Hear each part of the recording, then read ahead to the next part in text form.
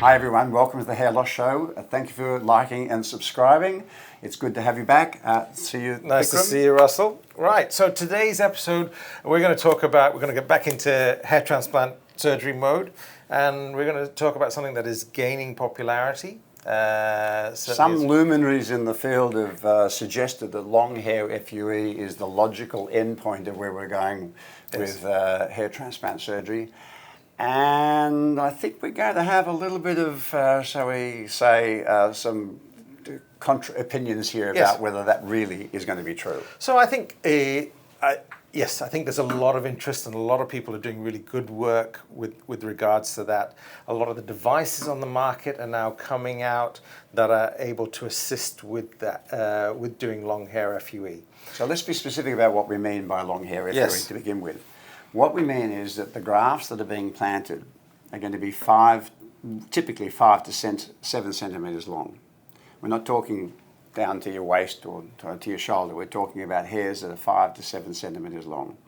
And they're being harvested and planted at that length so that there's an immediate visual impact, if you like, to the transplant.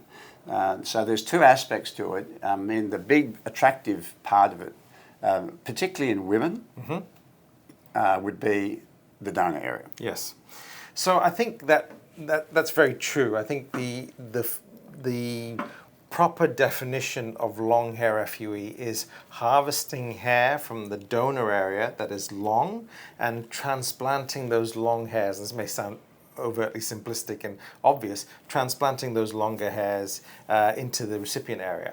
I think, and this is what we'll come back in my practice with the device that I use, what I found is that we're able to harvest the hairs from the donor area that are long, but in that process, some of them get trimmed. Also, I found it's really difficult to manage long hairs when you're extracting them, when you're trying to count them, and the hairs get in the way. So we've gone to trimming the hairs as well. So the grafts prior to the harvest? No. After they come out of the body. Right. So because all our grafts come out, they go under the microscope and we look for transections. We can make sure that we're essentially quality controlling all of those grafts.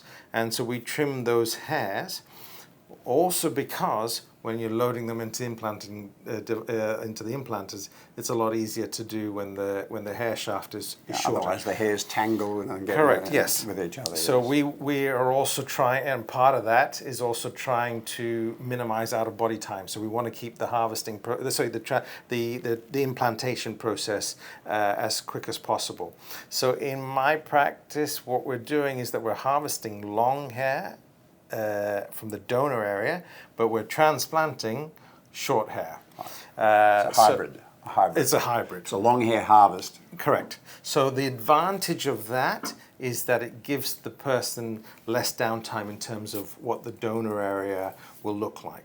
The challenge there, and it's just one of those things, like everything is a learning curve. Long hair FUE takes a lot longer than doing short hair. Even if you're an expert, it takes longer. Yeah. So that's always going to be the case. We're not able to do as large graft numbers, larger cases that we would do, say, if we were shaving the donor area. So that's where I'm coming from. It's a big attraction for women who wear their hair longer and don't want to have a complete shave off the back of the head. Yeah. So I see that as particularly attractive if they want to do it. The alternative, of course, for women is to do a small strip. Because again, we don't shave the surrounding hairs. But if they are really against the strip idea and they want to use the FUE, then the least impactful in the donor area visually is going to be to use a longer hair FUE. But what you're referring to is harvesting long hairs and transplanting long hairs into the recipient area. In my practice up until now, the longest hairs that I transplant are into eyebrows. Yeah. Because you want to get the flow of the hair and you want it to be a couple of centimetres long so you can see it and make sure you're getting it flat enough. So I haven't really tried to do it on the scalp yet. Long hair strip has been around for a while. It was first described in 1989 in a French textbook by one of our colleagues, but was popularised by a Brazilian plastic surgeon in 2006. And he called it preview hair transplant. And what he meant by that is that he knew that a lot of the hairs were going to fall out 2 to 3 weeks after the operation, but the patients could see in the immediate post-operative phase what the final result should look like. Now, I've always been hesitant about this because I felt that the expectation that you build with the patient, because they're universally thrilled the moment you show them the mirror after the operation, they're universally thrilled when they see all of this hair. Is it going to match their impression and their assessment when you get out at 9 or 12 months? And I always felt that we were setting ourselves up with a difficulty here that some of the patients were going to be saying, well, hang on, it will look better straight after the operation than it looks now. This was interestingly kind of borne out a little bit by a paper I read last week that came from China, where they did long hair FUE in about 275 patients, about 250 of them were women. And everybody was thrilled at the end of the operation, but at the 9-month mark for assessment, there were 9 patients that thought it was a poor result and 5 patients that just thought it was an okay result. So that's 14 patients. I know you might say, okay, it's a low percentage, but this is an issue, at 9 months. If you've got 9 people thinking you've got a poor result, how much better is it going to be at 12 months? Yes. And this is a very experienced, clinic. So I think the most logical benefit I've heard to planting long hair FUE, given that most of it is, well, a significant percentage is going to shed 2 to 3 weeks later, is one of my colleagues from Guatemala said that she has taken to doing it when people say, I'm getting married in 10 days' time or 12 days' time, I want to have hair for my wedding, I don't care if it falls out afterwards. So she'll redo the hairline for this guy using long hair grafts. The scabs are settled, by the day 10, day 11, and he's got all of his hair, and he's got all of these beautiful photos of him with a head of hair at his wedding. So as a short-term thing, I think that sounds like an interesting idea, but I don't see planting long hair grafts as the logical endpoint for grafting, but it might be the logical endpoint in certain patients for harvesting. Yes.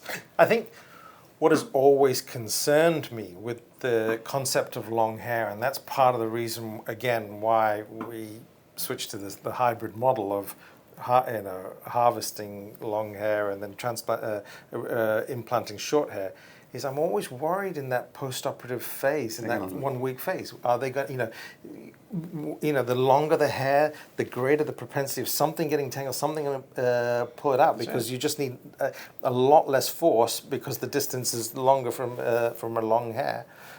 So whether or not that will impact, but I know a lot of people that are doing a lot of long hair don't feel that that's an issue. I mean, the thing is we all get sort of stuck in our ways, I guess. But I still think that on a theoretical level, the patients are all the patients are going to love it straight afterwards. Yes. Yeah. But are they going to love it later on? Yeah, I think that's going to be the challenge. And it's interesting to see how the industry is moved and how the technology. The other thing is that particularly with men is that they tend to like to have the appearance change gradually than suddenly.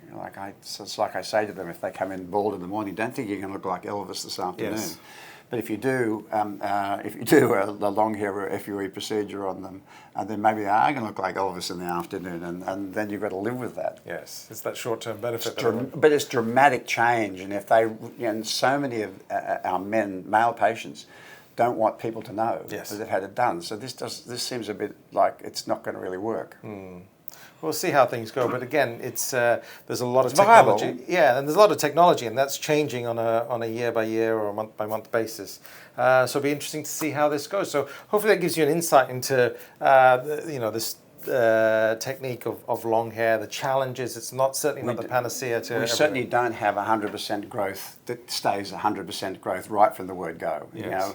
Everybody has to shed some hairs post-operatively. Yes.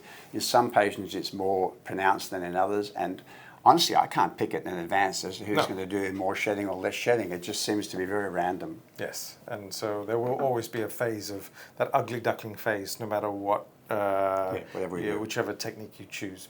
All right, so I hope you enjoyed that one. Thanks again for watching. Please remember to like and subscribe to the channel, and we'll see you on the next episode. Thanks again, everyone.